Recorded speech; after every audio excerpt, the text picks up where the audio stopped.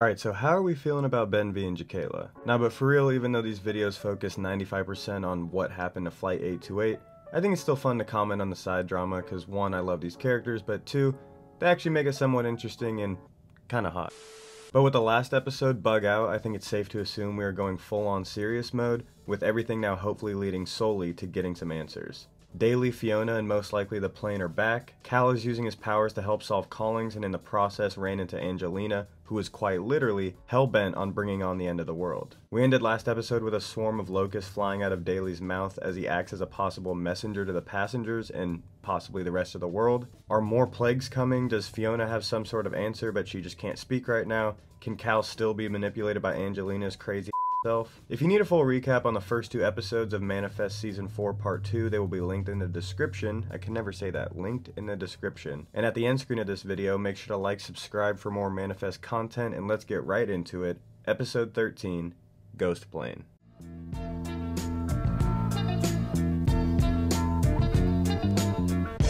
Yeah, there's no way we get an answer from Fiona. I mean, look at her, bro. She's completely fried. She's definitely stuck in a constant state of calling like Marco and the other passengers the Major experimented on, so Cal is tasked with tending to her while Olive rushes to go tell Ben. Ex-girl, she the female version of me. No way there's a female Egan. Like, she's definitely taking different guys' monies just left and right out there. And of course, these two clearly got some scam they were trying to run. Cut over to Olive when she makes it to the detention center, and I just love the code language her and Ben use during these visits. But he shows her what he thought was a grasshopper, and when she tells him it's a locust, he gets a calling, but very unusually, we don't see what his calling is. So it turns out the type of locust inside Daily has been extinct since 1902. I did a little quick side research on this, and they're Rocky Mountain locust, and they were said to be the kind that plagued American and Canadian farmers in 1874. This was referred to as the locust plague of 1874, the largest swarm in history. It's also said to be referred as the grasshopper plague because apparently grasshoppers can change into locusts based on environmental stuff. Maybe this is in reference to Cal changing his age after going through the glow.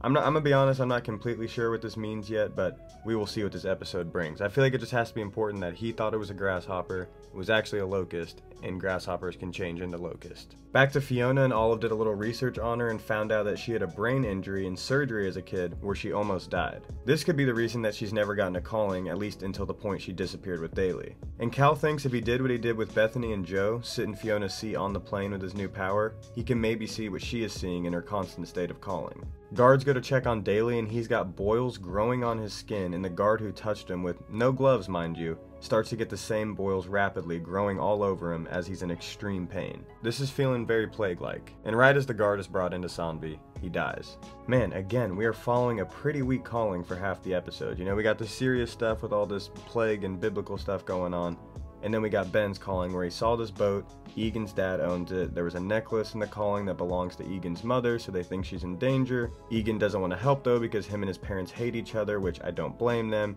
and Egan doesn't want to help at all, but they have to solve every calling. Angelina is crazier than ever, telling this little girl at the homeless community, "You can't leave me, I don't have anyone else." Like, bro, you need to leave these children alone. Over to Cal as he uses his powers, and in the plane there are tree roots leading up to the cockpit with a tree growing out of it, specifically an olive tree. Hey now. Then when he turns around and sees Fiona's seat, it too has an olive tree growing out of it. So Cal grabbed two olives before he is sent back, but this time Olive can see them and feel them. I mean, she's gotta have something to do with this, right? Okay, this was actually really cool. So the next scene is Olive being creepy with Eden and telling her Angelina loves her. This was very obviously not the beloved Olive that we know, as she is seen coming in with a different outfit as the fake one leaves. This is obviously the work of Angelina, as we saw in part 1 where she made Ben and Cal think they were seeing and talking to Grace. I hate to sound like a broken record, but again, why is she manipulating children? But yeah, I kind of forgot how detrimental Angelina's power is, because why has she never thought to do this before? Just be Olive or Cal or somebody else in the family. As Olive and Cal are trying to figure out the symbolism for the two trees, Fiona finally has something to say. Oh, nope, she just can't breathe and is about to die. Great. For some reason, Cal thought this too, but I didn't think this power could be used for good, but Cal generates a calling for Sanvi so she can see what they are seeing and hopefully knows what to do. And remember in part 1 episode 9 when I said it feels like Manifest is fun again? Well, this surgery scene, as gruesome as the idea of it was just great. I mean, this was one of the better examples of this show having you on the edge of your seat, right there with the crew, as freaked out as they are. But for now, Fiona is good. Okay, this Egan calling took up way too much time just to tell us something we could have seen coming already.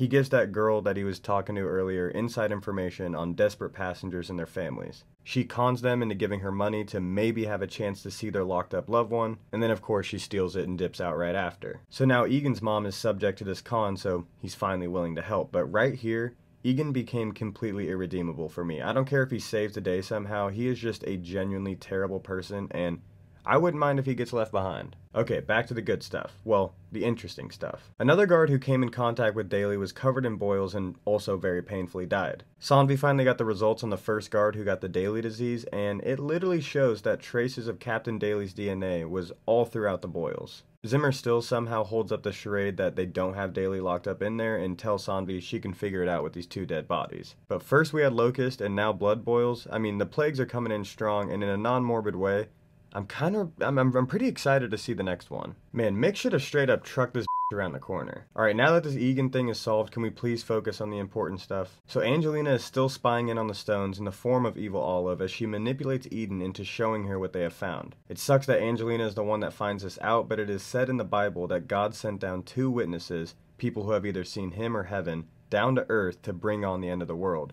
represented as, you guessed it, 2 olive trees. But Judgment Day can't start until both of the witnesses die. Man, is this really in the Bible? If anyone knows more about this, please let me know in the comments. So like I said last episode, what or who have Daly and Fiona seen? They went through the glow and witnessed the divine and are now being used as God's messengers to bring upon what they saw, which was the end of the world. And the only one who knows all of this is, of course, Angelina. We round out the episode with Mick and Jared getting closer to what we know is going to happen. Olive and Cal find out what we just found out with the 2 witnesses, except they interpret it as, the reason they are bringing on the plagues is to get everyone to listen to them. I guess this is similar to the story of Moses. But in the Bible it says that a beast will rise from the ashes to kill them both, bringing on the end of the world, aka Angelina. Sanvi sneaks into the room with Daly and takes a blood sample for her to test. And we end with Angelina manipulating Eden into taking out the straw in Fiona's chest, making her unable to breathe, and again, killing the first of the 2 witnesses. And she's heading straight back to New York.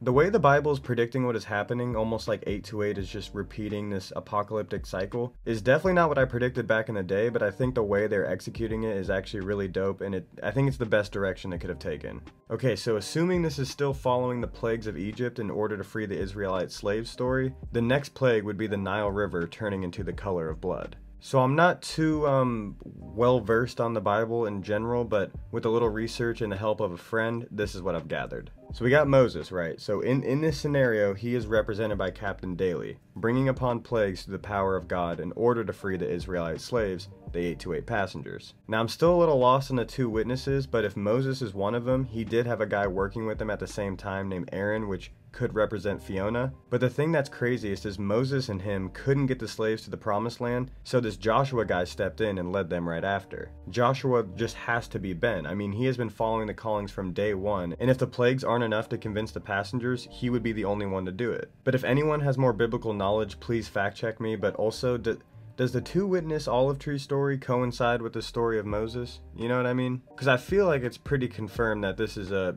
allegory, or it represents the slaves from Egypt being freed by Moses. But going into next episode, we need to see what the repercussion of Fiona's death brings. I'm assuming we will still have at least one more plague coming from Moses Daly. Zimmer needs to be detained or something because Sanvi's actually onto something but just can't get past her. And everything's about to turn upside down once her crazy ass makes it back to New York. Anyone else starting to think Vance might be like the most underrated character in the show? These first 3 episodes, he has just been awesome on screen. But this episode, Ghost Plane number 13, so far has been the craziest with developments, while also having the worst main calling to follow. Like first episode, it at least led to the cross in the ground. Second one, we had that happy ending with Charlie, but this, I mean, Egan is still a piece of shit, even though he had probably, I want to say his last chance, but we know there'll be one more at redeeming himself. But I'm just more and more excited to get to the end as the season continues, even though I'm also kind of not wanting it to happen yet. But I actually need your guys' help on this whole religion aspect coming in right now. I feel like I'm getting there, but there's some key biblical information that I am definitely missing. So make sure to leave your theories and discoveries in the comments below. Make sure to turn on that notification button for the rest of the series. I'm really liking the way this is going. I'll see y'all in hopefully 2 to 3 days.